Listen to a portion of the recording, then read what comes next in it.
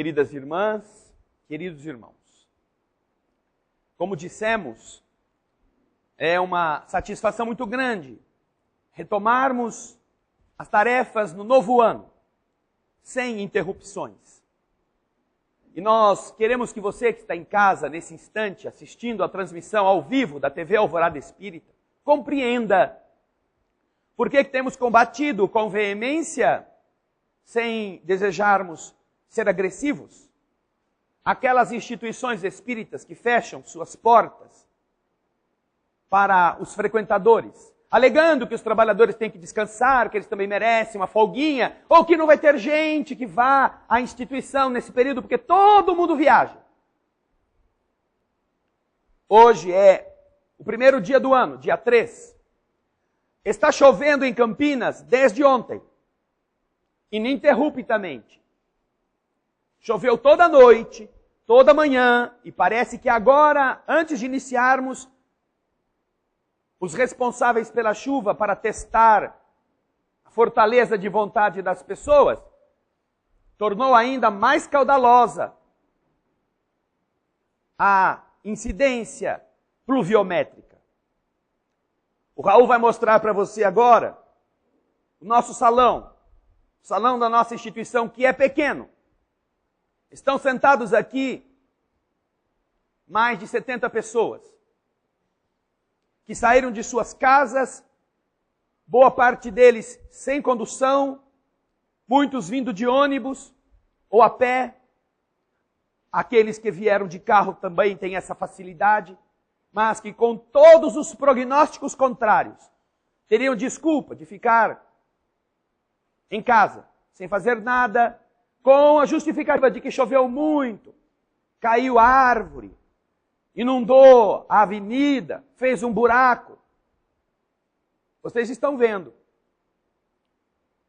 o que significa compromissos com o Espírito. E as pessoas que estão aqui não receberão nenhum centavo por terem vindo. É ou não é? Levante a mão aqui quem vai receber R$1 lá na saída por ter feito figuração para a nossa transmissão. Todos vieram aqui espontaneamente. Vocês podem dizer, são loucos. Nós todos somos. Somos loucos por um mundo melhor, por um mundo diferente, por um mundo que signifique nós fazermos aquilo que podemos e superar qualquer problema que possa se interpor entre o nosso objetivo, a nossa vontade, o nosso destino e aquilo que nós nos propusemos a fazer. Cada pessoa que chegou aqui hoje fez isto. E se estão buscando e não estão buscando a minha figura, que nem bonito sou, estão buscando o Cristo, a mensagem de amor que conforta, que consola, que edifica. E é por isso que os dirigentes espíritas, que não estão valorizando naqueles que frequentam suas instituições, esta vontade, porque com base nessa falsa desculpa de que não há ninguém que queira ir no centro espírita, também se dão o direito, um direito que não possuem, que é o de não trabalharem. Estas pessoas estão prestando um desserviço ao Cristo.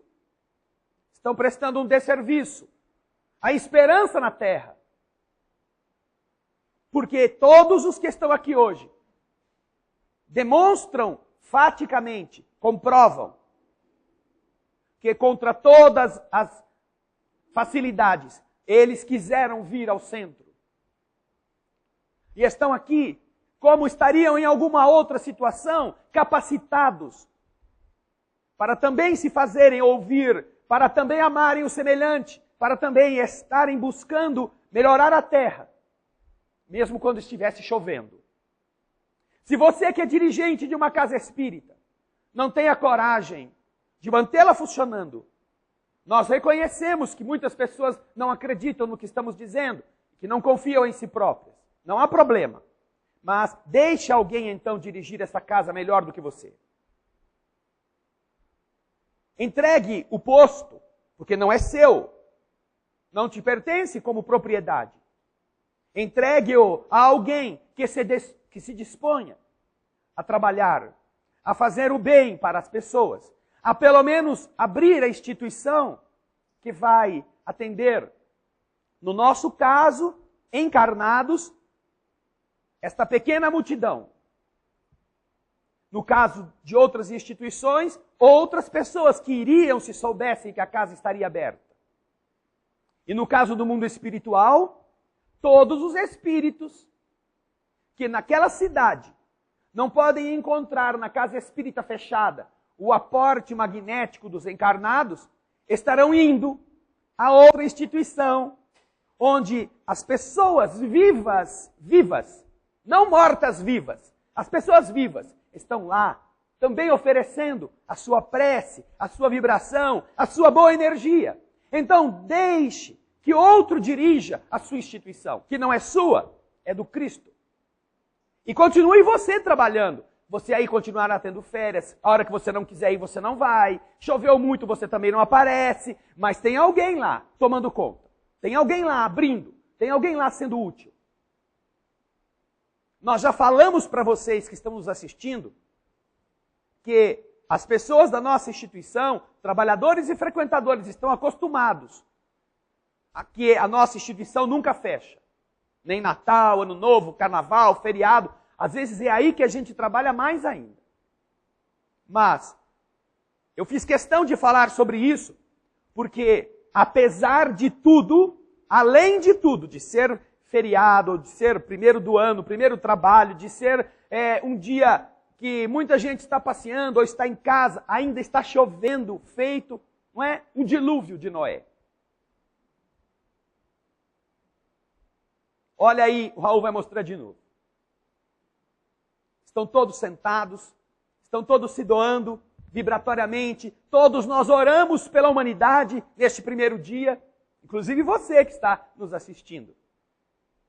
E é isto, é disto que se faz um amanhã melhor. É desta vontade que vocês estão vendo. É deste caráter que é superior às adversidades. E se nós então aprendermos estas coisas, e aqueles que estão temporariamente à frente de qualquer trabalho, compreenderem que há pessoas sim que querem, ele não deixará nem um dia mais a sua instituição fechada. Porque ele trata das coisas de Deus como se fossem coisas dele.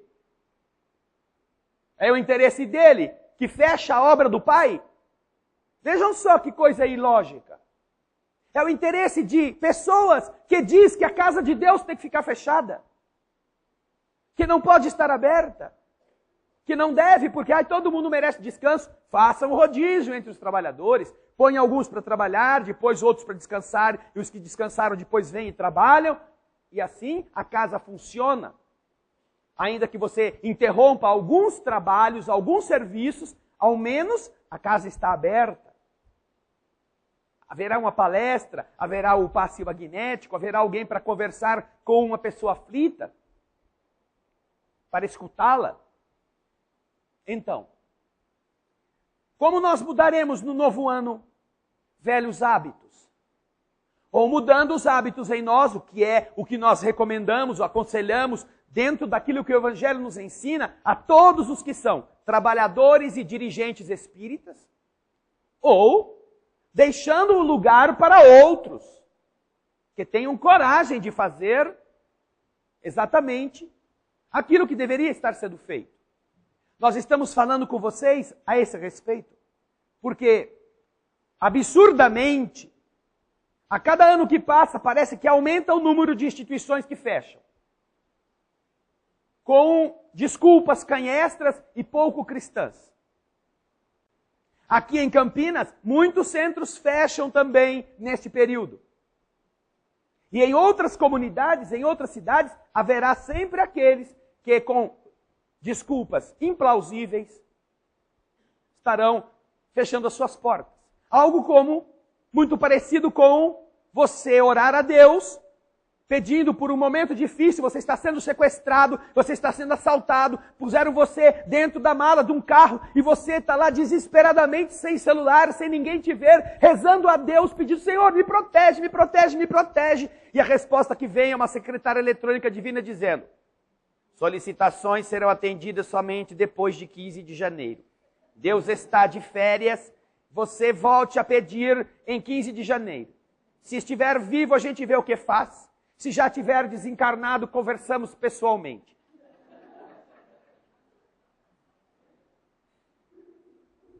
Já pensou nisso, querida irmã? Que a sua prece fosse respondida com isso? Como é o que acontece quando alguém vai à casa espírita porque está perturbado, porque está perturbada. Justamente neste período que está de férias, porque enquanto a gente está trabalhando, a gente tem o direito de trabalhar e ficar perturbado trabalhando. Mas daí tira férias de fim de ano, você fica só perturbado. Você não tem mais o trabalho para se ocupar, então você fica perturbado, loucão, assim. Meu Deus, eu preciso tomar uns passos, preciso ir no centro. Aqui perto tem um, vou lá bater na porta. Volte em 15 de janeiro. Se você estiver vivo. Se não estiver vivo, venha na reunião mediúnica do dia 16 que a gente recebe você, como espírito.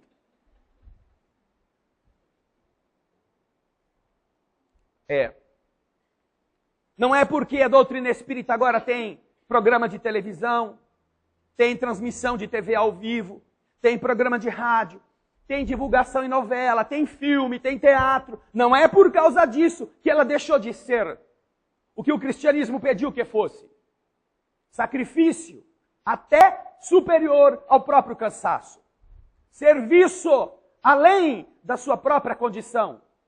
Porque é isto que está escrito no livro dos Espíritos. Quero dizer então, o que nos responderão esses dirigentes espíritas?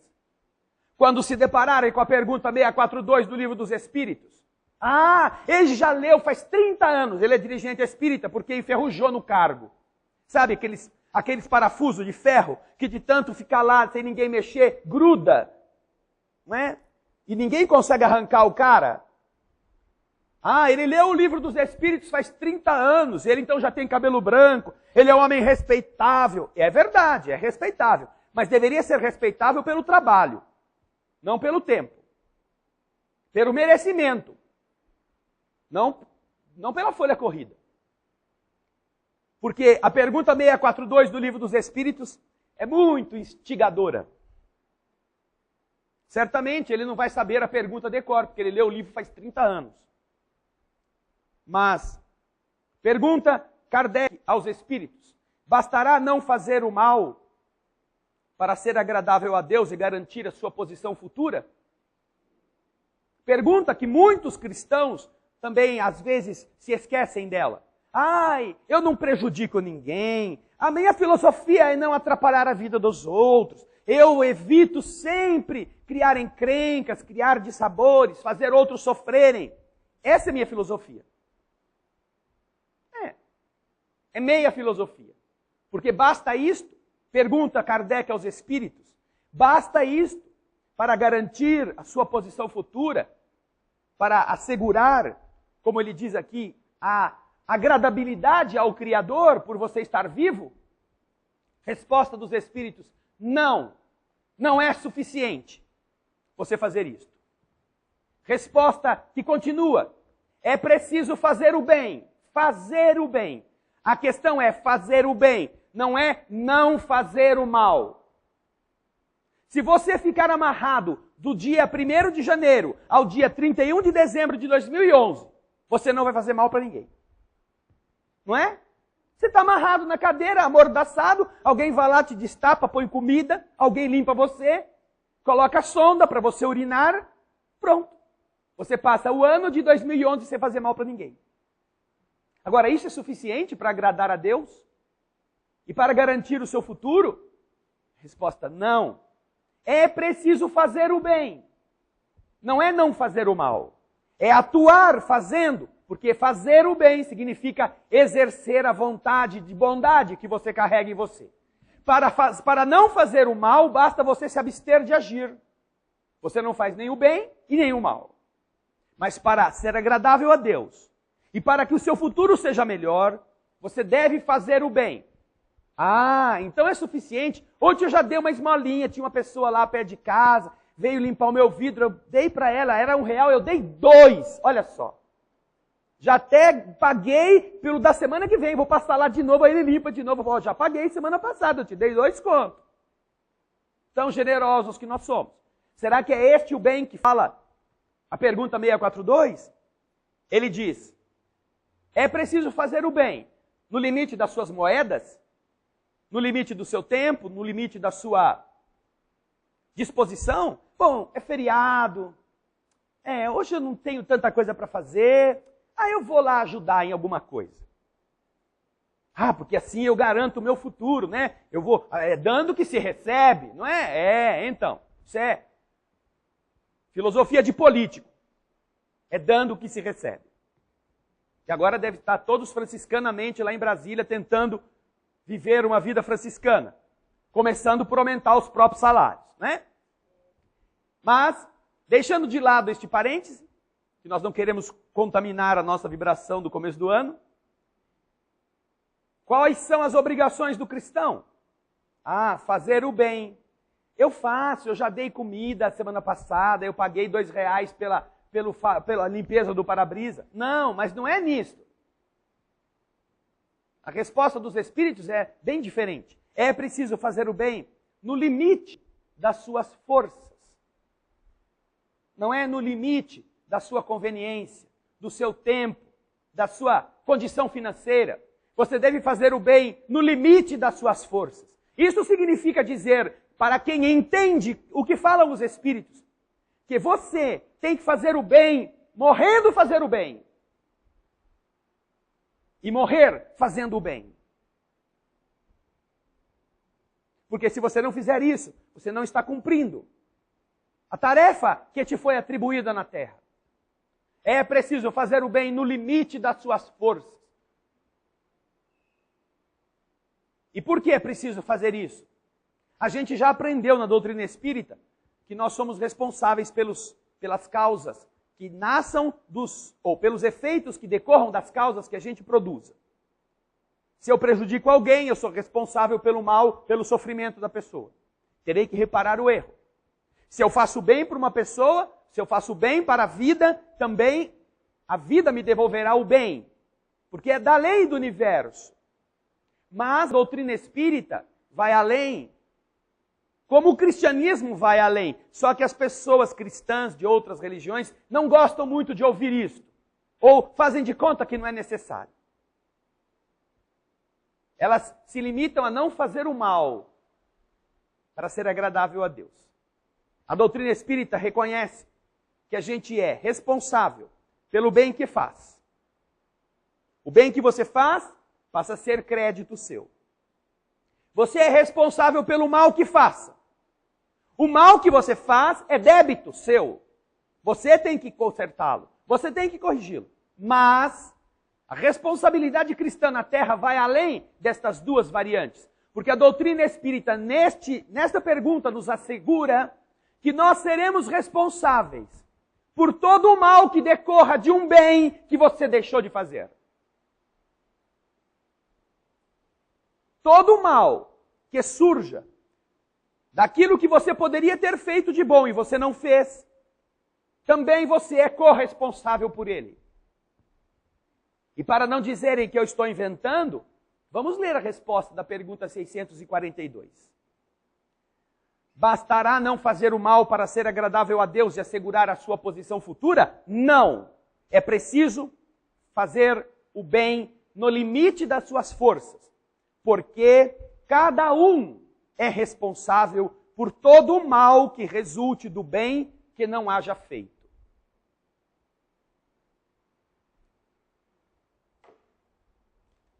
Cada um é responsável pelo mal que resulte, por todo o mal que resulte de um bem que não haja feito. Obviamente, quando ele poderia ter feito. Quando estava na sua alçada fazer aquele bem. Então, as pessoas que dirigem instituições religiosas estão obedecendo isto? Estão se enquadrando em todo o bem que poderiam estar fazendo? Fecharam a casa porque estão cansadinhos. Não é? Mas se está com bastante saúde para ir para a praia, para ir divertir-se, aí tem saúde. Você deveria então fechar a casa e ir para o hospital. Porque pela pergunta 642, você só não deve servir se não tiver mais força. E ainda assim, põe alguém no seu lugar, porque ele continua trabalhando, a casa continua funcionando, e você vai para o hospital se tratar. Ai, André, mas isso é muito rigoroso. Não, isso não é rigoroso, isso está no Evangelho. Jesus também, se você for observá-lo, ele também não tinha meias palavras. Você deve perdoar quantas vezes? Até 7? Não, deve perdoar 70 vezes 7 vezes. E nós somos cristãos e não perdoamos e estamos com a maior cara de pau, não estamos nem aí. Ai, vai dizer, ai Senhor, você é muito rigoroso. A nossa doença é decorrência das imperfeições que nós sentimos, que nós vibramos, que nós fazemos.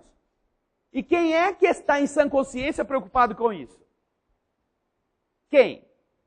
Pouquíssimas pessoas na Terra se dão conta de que quando você se indispõe, quando você está nervoso, quando você se conduz de maneira agressiva, você está se envenenando. E tem pessoas que se orgulham disso. Ah, é ótimo. Eu não levo desaforo para casa. Então, leva o câncer para casa. Ah, tá bom, então? Vamos fazer essa coisa, essa boa troca? Quando nós aprendemos, na condição de estudantes, que todos somos, como funcionam as leis do universo, nós não temos como nos qualificar como bons alunos. Não.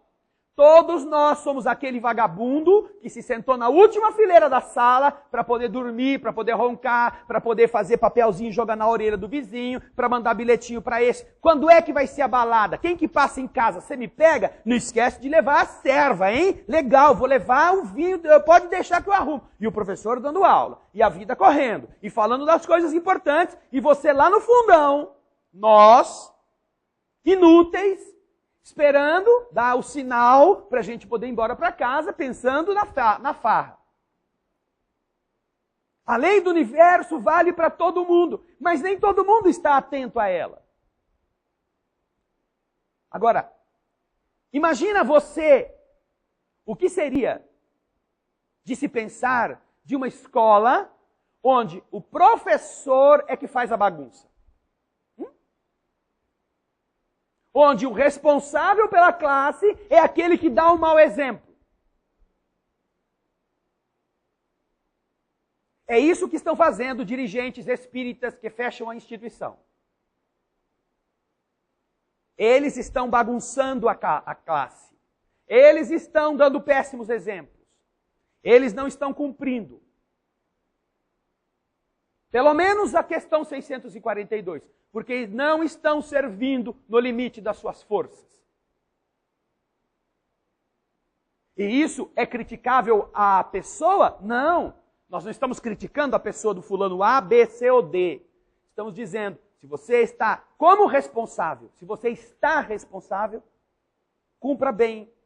Porque essa é uma das suas tarefas. Você não veio à Terra para ser o folgado, que deixa todo mundo folgar. Você veio a ser aquele que está na condição de quem dá o exemplo. Quem não quiser seguir o exemplo, o problema dele. Há uma história muito interessante a esse respeito, tratando do famoso e bastante disciplinador Napoleão Bonaparte. Contam os seus biógrafos que ele era muito querido pelos seus soldados. Porque de verdade não ficava debaixo da terra, debaixo da sua caminha, enquanto todos se matavam. E então, diante de uma batalha cruenta que teriam pela frente, os seus marechais se dirigem a ele e lhe dizem: Senhor, nós lutaremos com mais bravura do que de costume, mas os nossos soldados se recusam a ir adiante caso o imperador esteja diante deles. Porque será um risco muito grande. Todos os marechais e os batalhões se recusavam a ir se Napoleão fosse.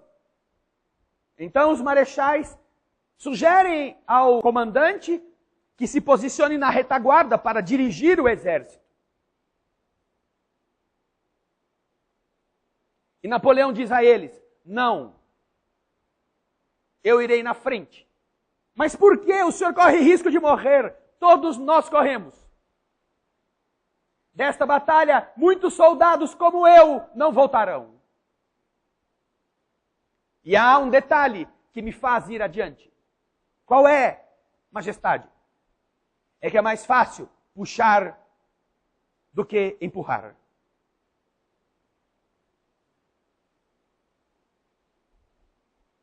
É mais fácil puxar do que empurrar.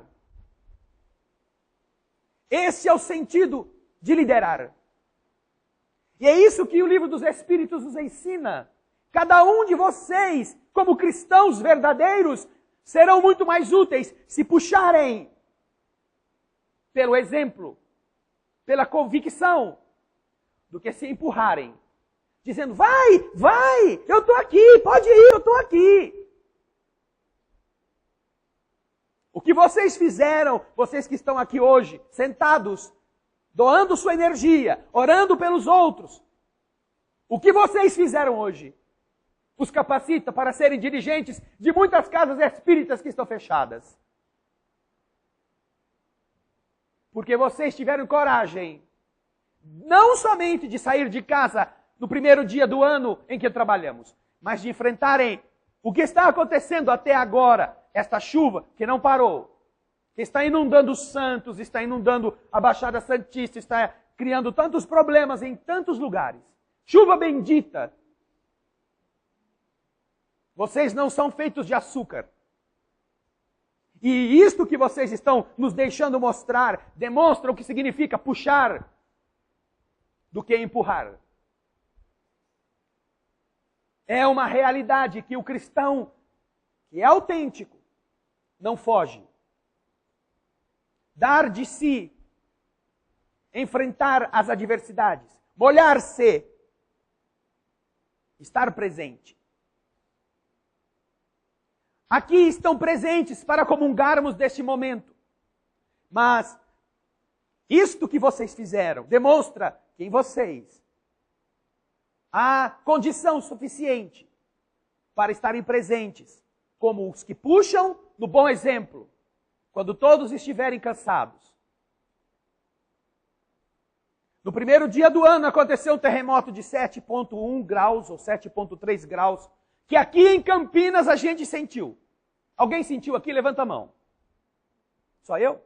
No jornal tem um monte de gente que mora lá naquelas zonas mais de Mogi ali, na saída de Campinas, Parque São Quirino, etc., que também sentiu. Eu senti. É o segundo tremor que eu passo. Aqui em Campinas, dia 1º às 8 da manhã, 7h30, 8 horas, quem estava quietinho, sentado ou deitado, né, que não estava manguaçado, da noite, porque o cara que está manguaçado, ele acha que é a manguaça ainda que está fazendo os negócios girar e tremer. Mas como eu não bebo, não tenho esse risco, posso excluir esta hipótese. No dia 1º aconteceu 1, aqui na Argentina. No dia 2 aconteceram 4, no Chile. O primeiro de 7,1. Quando os terremotos, quando as coisas começarem a piorar, como foi o ano passado, aí as pessoas vão querer fazer o bem. Aí vai chegar a hora de alguém, ai meu Deus, eu quero fazer isso. Ah, você já teve o seu tempo. E olha, mesmo que as pessoas se digam cristãs, as pessoas tenham uma crença, quando as coisas piorarem, vai precisar ter muita gente equilibrada para servir de quem puxa a carroça. Para não deixar as pessoas fazerem besteira. Para dar a elas uma condição mínima de equilíbrio, de juízo. Este será um risco para todos nós, para todo ser humano. Não só para aqueles que não tiverem preparo, que não estiverem meditando sobre a importância do Espírito. Ai, porque algum dia a gente vai morrer. Não, todo mundo vai morrer. Não tem nenhum que vai sobrar. Ai, mas meu Deus, eu estou na terra então para fazer o quê? Para ser bom. Aproveite o tempo. Faça o bem. O problema não é você morrer ou não morrer, o problema é quando. Pode ser amanhã? Pode. Ninguém aqui tem passaporte carimbado só para 2025. Tem? Ai, mas é 2012. Então, o problema é você morrer em 2011, ser tão apressadinho que acabar batendo com as 10 um ano antes. Como vai ter muita gente. Só de farra, 40 pessoas no estado de São Paulo não puderam chegar aos seus destinos. E começaram em 2011 do outro lado da vida, porque morreram em acidentes de trânsito. Só no estado de São Paulo. Ainda não se tem o balanço do Brasil todo. Então, para todas essas pessoas, o que adianta 2011, 2012, 2020, 2030? Acabou agora. E para nós? E não precisa só ser com acidentes automobilísticos. Nós podemos perder a vida física por qualquer bobaginha. Uma pequena vênula do nosso cérebro que se rompa e tchau. Você está vivo porque um fio de cabelo que você tem dentro do cérebro não resolveu furar. Esse encanamento que passa e leva o sangue para toda a irrigação cerebral, ele está razoavelmente preservado. Porque qualquer furinho em um deles, qualquer ruptura pode produzir em você uma tragédia, inclusive a morte física. Será que então não é bom a gente meditar agora sobre os esforços que devemos fazer? Porque o tempo é precioso. O tempo vai se esgotar para todo mundo. Agora, se ele acabar e nós estivermos fazendo o que a gente pode no bem, nós temos alguma coisa com o qual nós nos abastecemos. Eu me esforcei, eu procurei ser uma referência positiva, não ser herói, não ser o que salva a humanidade, não ser essas coisas messiânicas que são próprias do orgulho, muito mais do que da boa vontade. Não, eu procurei fazer a minha parte. Na minha casa, eu tive tolerância. Eu estava mal e mesmo assim não atrapalhei a vida dos outros. Eu elogiei as pessoas. Eu procurei prestar serviços. Eu procurei, em todos os momentos em que eu pude, ser útil. Quem trabalha deste jeito cumpre a tarefa da pergunta 642. Por isso é que viver é uma responsabilidade tão brutal, que diante desta regra, que não é uma invenção de uma pessoa, é a lógica do Cristo, diante desta regra, nós paramos de ser crianças tendo medo de morrer. Não. Porque o pior medo não é morrer. O pior medo é viver. Viver e não fazer o que poderíamos estar fazendo. Isto sim tem que dar medo. Isto sim, para nós todos, tem que pesar. Ter a vida e não estar fazendo o que é necessário. Gastando nosso tempo diante do espelho. Nós fizemos aqui uma conta na última semana, na última quinta-feira, que podemos fazer. Em um ano de 365 dias, aquelas pessoas fanáticas, porque tem que ser fanático, que gastaram por dia 4 minutos orando. 4. Quem faz isso todo dia é fanático. No mínimo. No mundo em que as pessoas mal saem da cama e falam, ah, Senhor, obrigado pelo sono, e já estão atrasadas, e já tem que fazer, porque tem que encher a barriga, tem que encher o bolso, tem que se fantasiar como se fosse, né, uma boneca ou um boneco. Gastar 4 minutos com Deus, seja antes ou depois do dia começar, ou estar para acabar, nossa, isso é um fanatismo, isso é uma loucura. Mas, se você gastou 4 minutos todo santo dia falando com Deus, em 365 dias, você teve 364 dias em que você viveu para fora de você. E 24 horas somente, no ano todo, que você gastou com a divindade. um dia para Deus no ano todo. E 364 dias para o mundo, que a gente reclama, que a gente não gosta, que a gente critica, que a gente acha que está feio. Tem alguma coisa errada nesta conta? Tem. O nosso despreparo.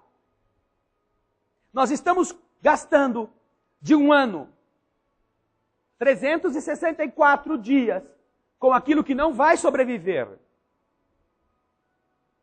E investindo um dia com a eternidade. Um dia com a sobrevivência da alma. Um dia para com o destino que nos espera.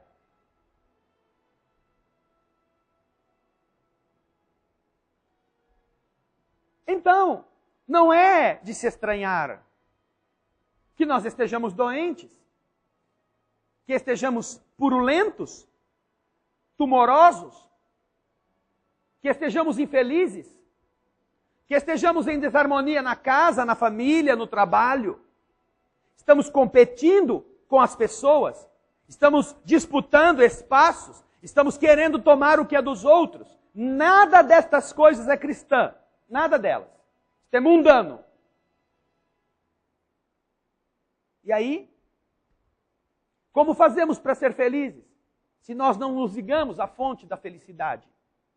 Se não nos abastecemos com as coisas boas que a grandeza do universo nos favorece, nos propicia. Preferimos ficar irritados porque temos que ficar de pé na fila, esperando, do que agradecidos porque temos pernas, temos coração, temos braços que deixam a gente em pé na fila. Podendo pensar, você tem que ficar na fila? Tem. Você ficar irritado com a fila, vai fazer a fila andar mais depressa? Não. Então por que você não fica na fila pensando coisa boa? Por que você não aproveita aquele momento que a vida te está impondo, que as coisas não são como você gostaria, e você não aproveita para se instruir, para orar, para conversar com Deus, para pensar numa pessoa que está doente, que você conhece, pedir a Deus por ela? Por quê? Por que você não aproveita para pedir para aquele coitado que está atendendo a fila, para que ele seja protegido de todas as descargas negativas que seguem na direção dele, porque está todo mundo na fila pensando, quem é esse folgado que não está atendendo direito? Esse cara aí que está folgando, e eu estou pagando o salário dele, e ele não me atende, ele está fazendo corpo mole, que desgramado que é esse cara. Imagina, se tiver alguém na fila pedindo ao Senhor, abençoa aquele moço, Senhor. Não deve ser fácil atender todas essas pessoas. Pessoas nervosas, pessoas desajustadas, pessoas aflitas, pessoas necessitadas daquilo que ele vai poder oferecer a elas. Abençoe esse rapaz, essa moça. Por que nós não fazemos isso?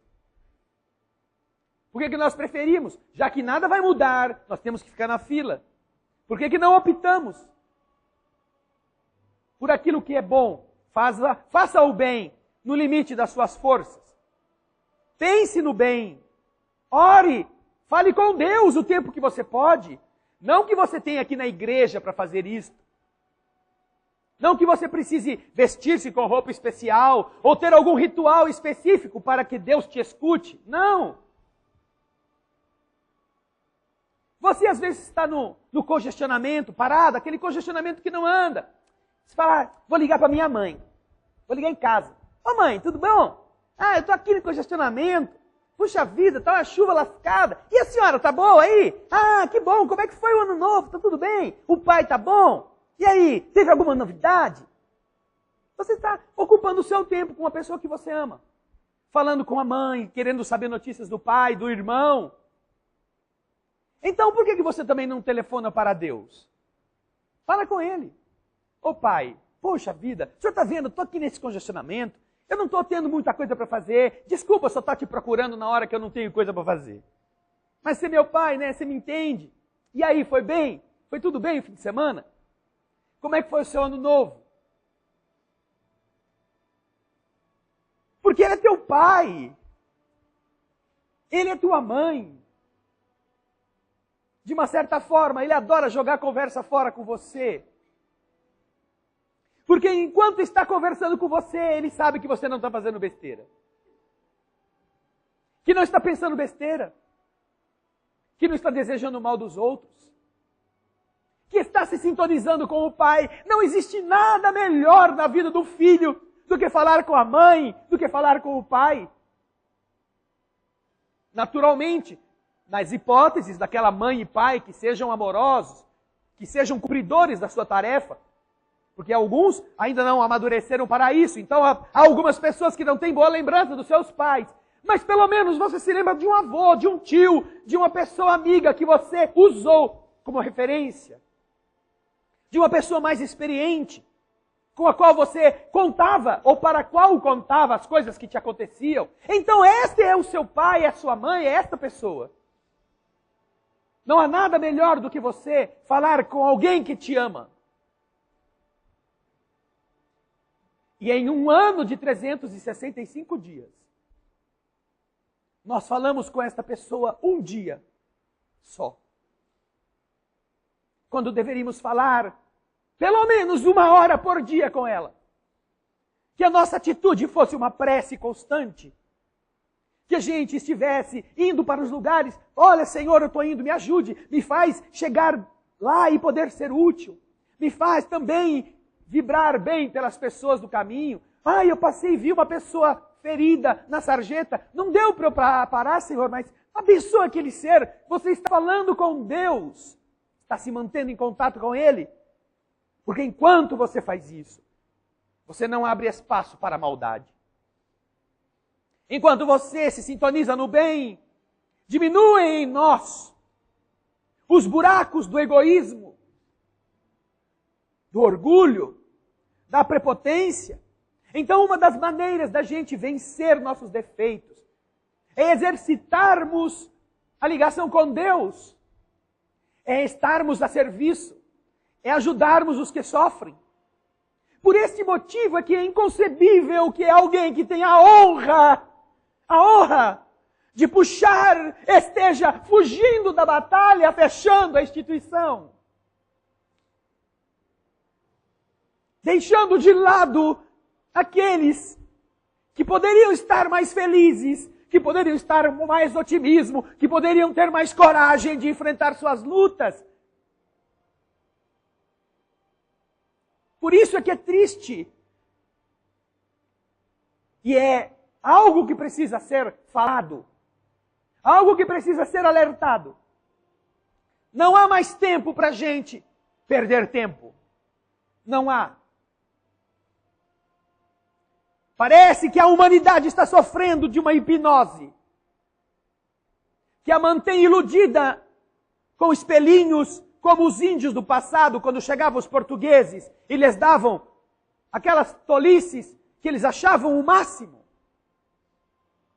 Os homens estão dando tolices para as pessoas se acharem as máximas, ao invés de pensarem no que é importante. Importante é você como alma, você como espírito. Você aproveitar o tempo que você dispõe, porque você será responsável por todo o mal que pratica, por todo o bem que pratica. E por todo o mal que decorra de um bem que você não pratica. Já pensaram a responsabilidade dessas instituições, dos seus dirigentes? Quando chega uma pessoa desesperada a ponto de matar-se e não encontra ninguém, porque a casa está fechada. E então sai dali e procura o primeiro trilho de trem e se atira diante da locomotiva.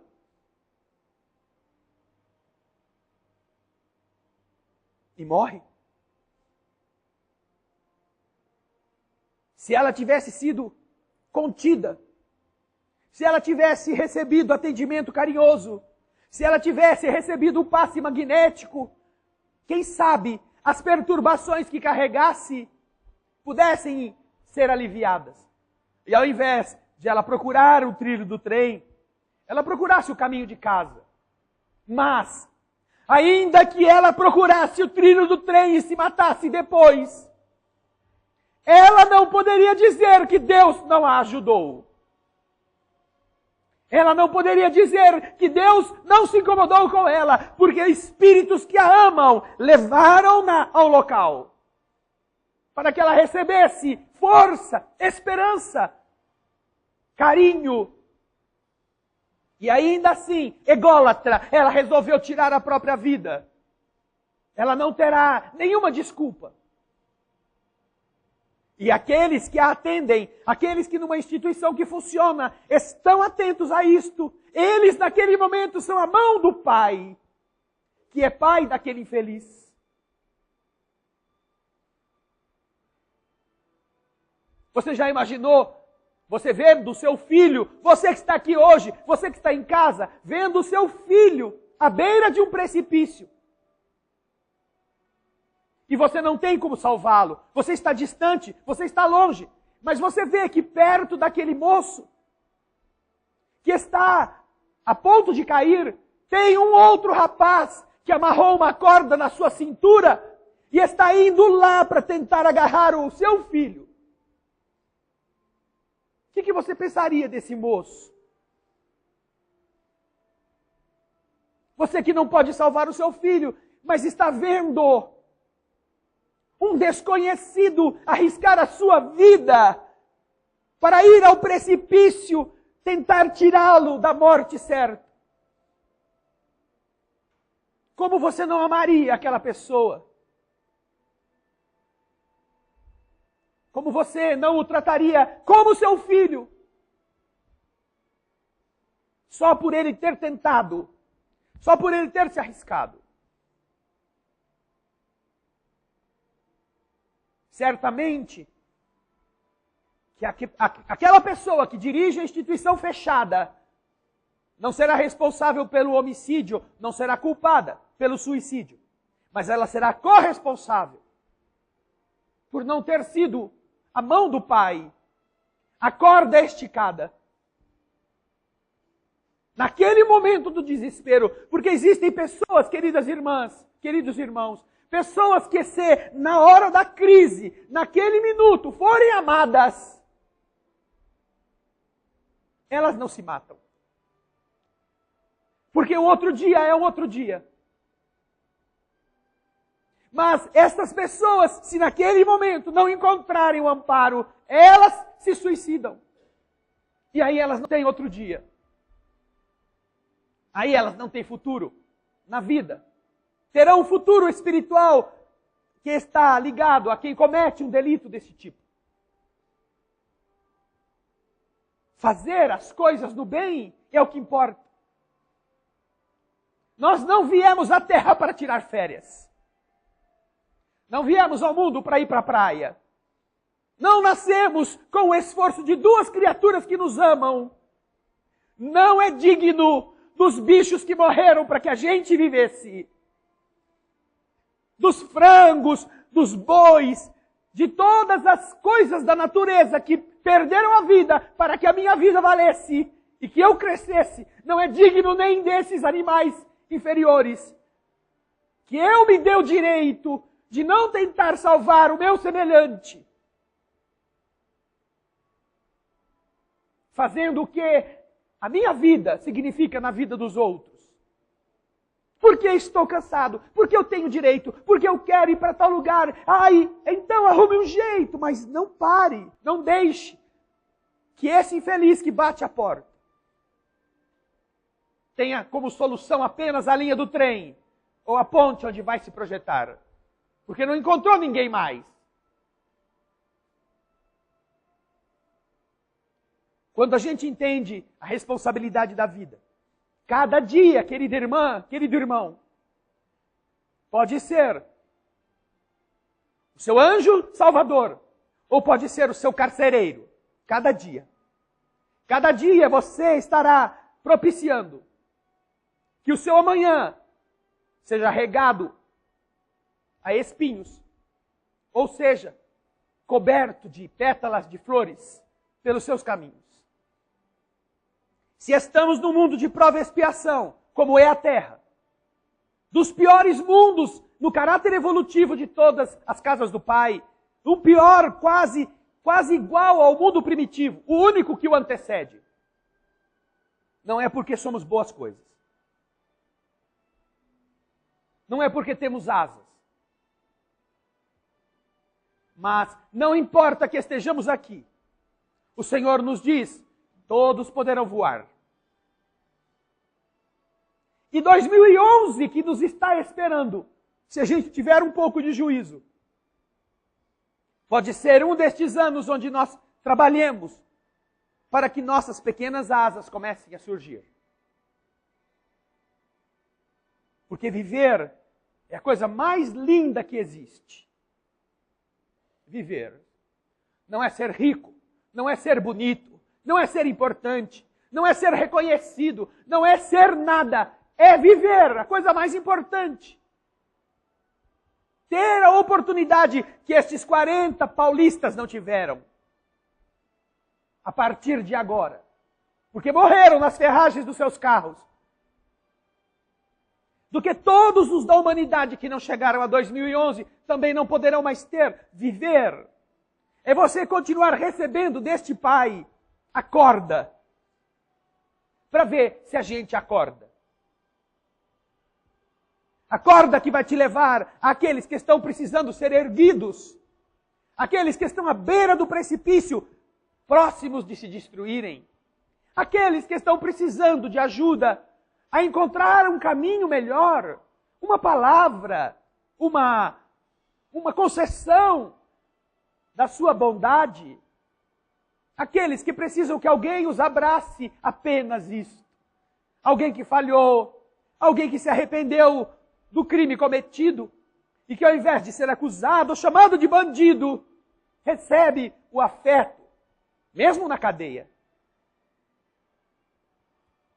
Não há nada que transforme mais uma pessoa do que ela ser amada, apesar do que ela é. E não será nem a política carcerária, não será nem o tipo de comida que o preso come, não será nem a correção dos que têm que cuidar dos bandidos com equilíbrio e com decência. Não será isso que vai fazê-lo deixar de ser bandido. O que vai fazê-lo deixar de ser bandido é o amor da sua mãe que vai à porta da cadeia, que vai abraçá-lo, apesar do que ele é. É o amor do seu pai, que mesmo tendo que pagar o preço de ver o filho encarcerado, envergonhando-se dele, não foge de ser o que ama o bandido, que a sociedade chama de bandido. Só isto vai fazer com que ele não seja mais um marginal. O arrependimento de ver o sofrimento daqueles que o amam, que ele cometeu, que ele feriu. Esse é o único arrependimento que cura nossa miséria. Porque todo tipo de pena imposta por um sistema injusto coloca o maldoso na condição de vítima. E quando ele se põe na condição de vítima, ele acha que ele precisa se vingar daqueles que estão fazendo mal para ele. Isso não transforma ninguém. A única coisa que transforma alguém é que alguém o ame apesar do que ele é. E isso faz a pessoa se sentir pequena, se sentir envergonhada. De verdade ter a dimensão exata do ato que ela cometeu. Quando isto é assim, não dói mais a pena que você sofre na carne. Não dói mais. Dói em você a dor que os que você ama estão sentindo por sua causa. Essa dor você não tem como controlar. E é horrível quando você descobre que foi você que causou aquilo. Naquelas pessoas que fizeram tudo o que podiam de melhor para você. Isto transforma a gente. É exatamente neste sentido que vale a pena a gente viver. Não criticar, não agredir, não ferir, não maltratar. Amar. E quando a gente faz isso, nós estamos fazendo o bem que a gente pode, no limite das nossas forças.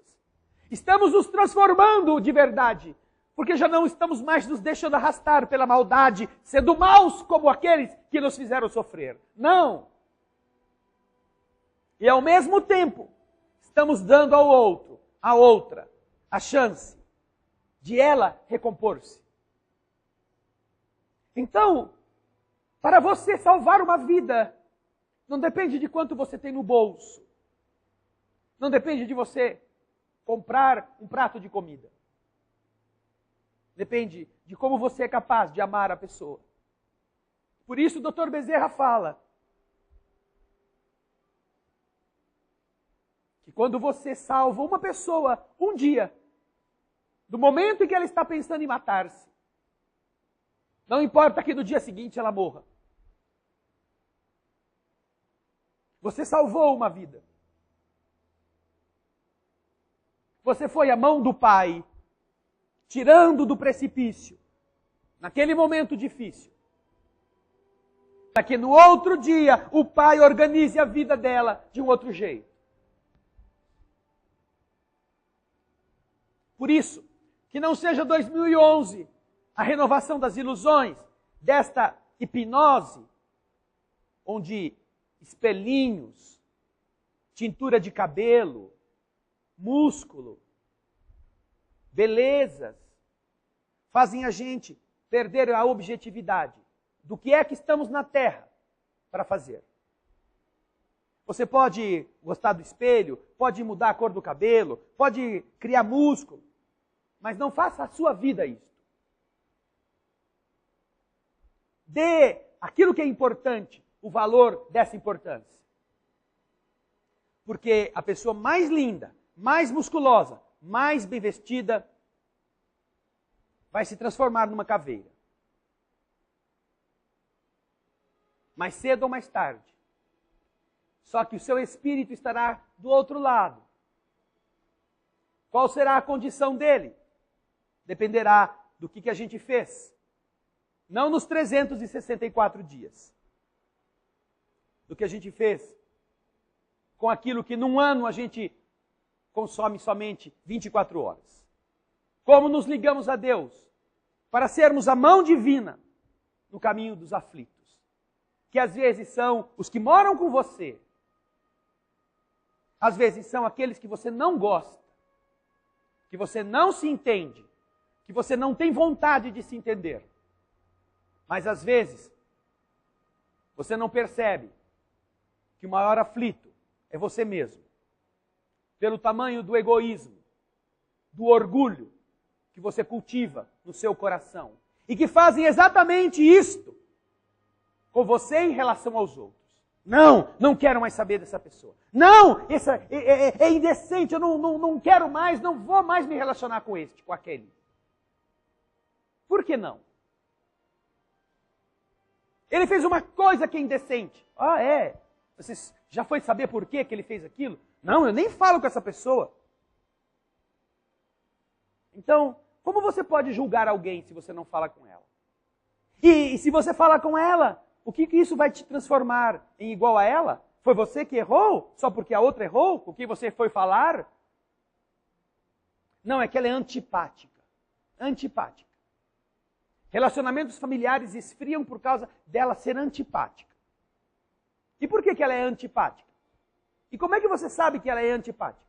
Não porque ela fez umas coisas que, só gente antipática faz. E como é que você sabe que só gente antipática faz? Você só sabe disso porque você faz a mesma coisa. Porque se você não soubesse quais são os paradigmas do antipático, você não identificaria o antipático.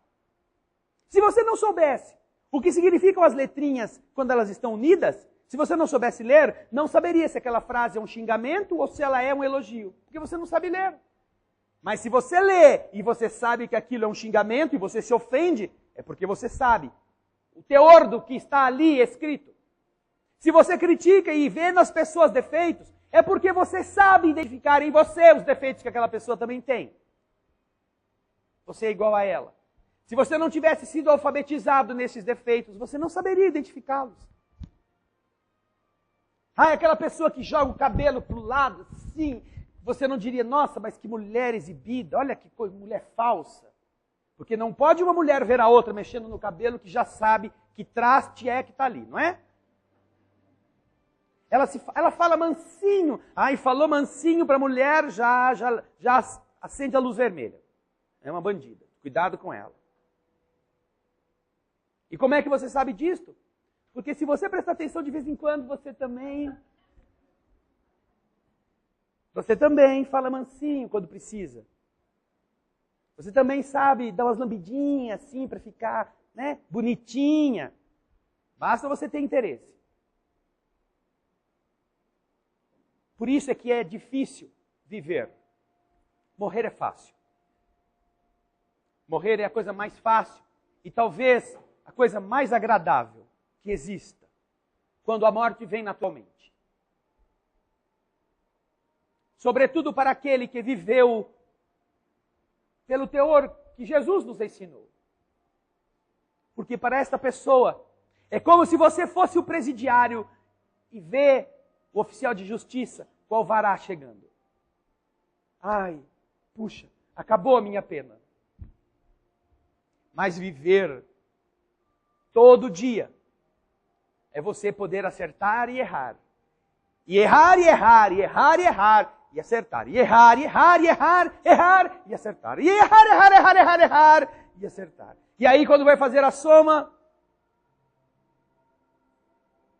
aí eles falam assim, olha, mudamos a cela. Agora você vai para uma outra mais apertada.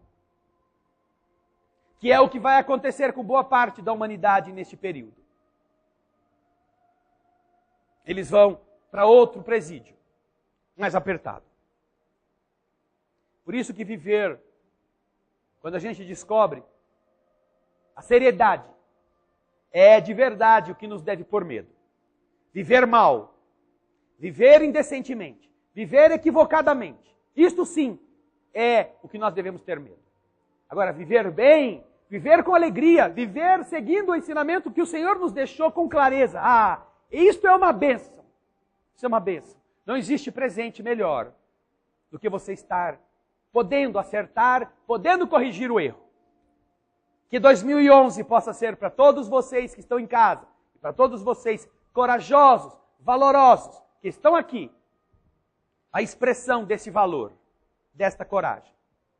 Enfrente seus medos, enfrente os seus problemas e peça a Deus força para você ser digno deles. Não peça para que Deus os resolva, porque fomos nós que os inventamos. Nada melhor do que a gente mesmo dê conta deles. Que 2011, com terremoto, maremoto, vulcão ou sem nada disso, produza em nós o terremoto verdadeiro, onde a gente sepulte defeitos e consolide virtudes. É o desejo de todos nós.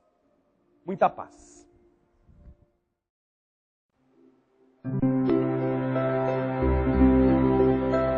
Que alegria, Senhor, podermos estar unidos mais uma vez na oração com a qual nossa instituição inaugura o novo ano. Na confiança em Ti, na confiança do amor que sobre toda a humanidade é derramado. Na certeza de que se ainda não voltamos para o outro lado, é porque temos coisas para fazer que não fizemos. Ou ao menos ainda temos chances para realizá-las. Em cada dia, em cada horário, em cada minuto, nós ainda podemos compreender, podemos consolar, podemos ajudar e podemos esquecer. Quem sabe, Senhor, ainda não tivemos o alvará que nos liberta da carne, porque não conseguimos realizar aquilo que precisamos, com o que nos comprometemos ao renascer, que faríamos.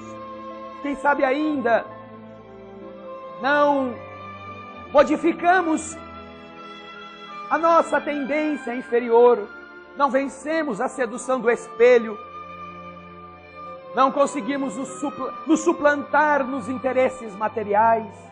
Quem sabe, Senhor, ainda estamos num planeta de prova e expiação. Graças a tudo aquilo que os Espíritos amigos reconhecem que nós poderemos fazer, aproveitando o tempo.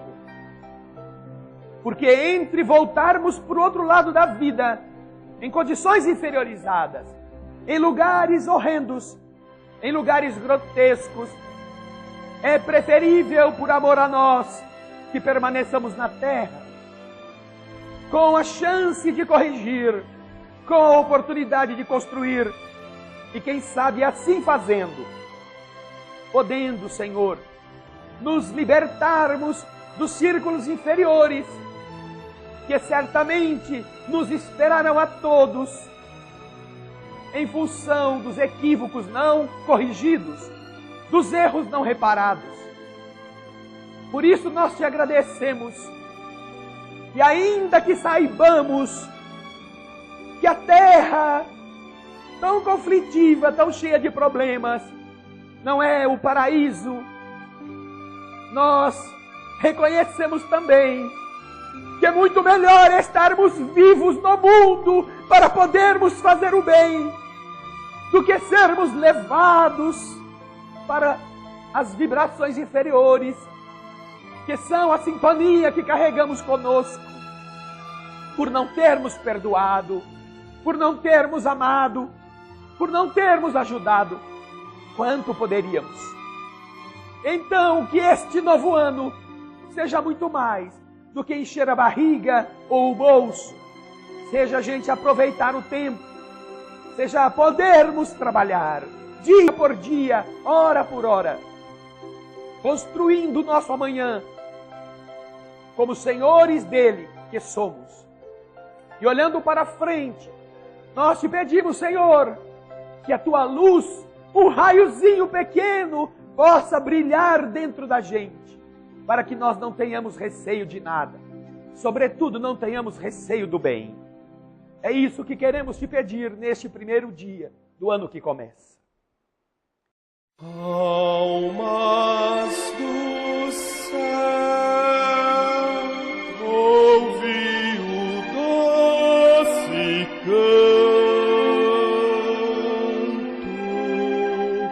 do fundo do coração,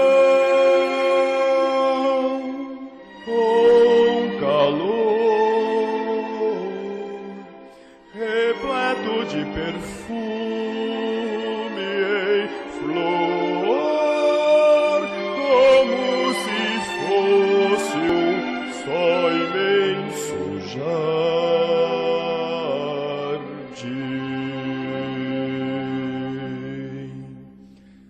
É a voz do bem que o Cristo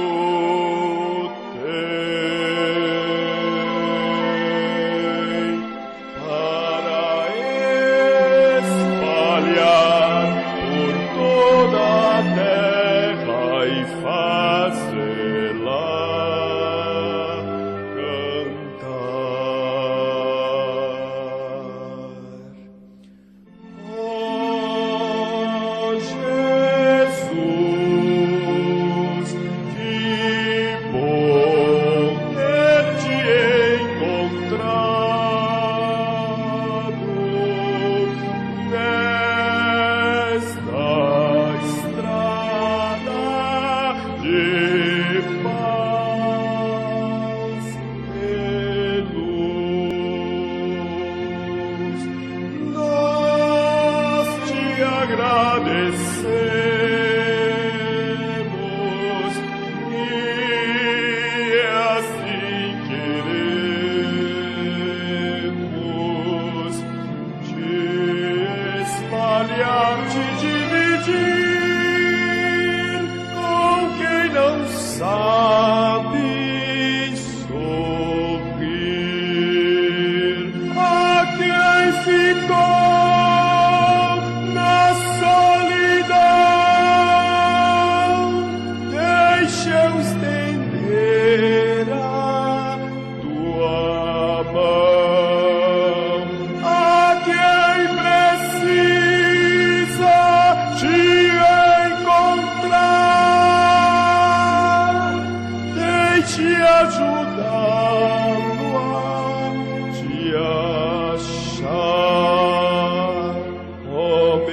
Senhor.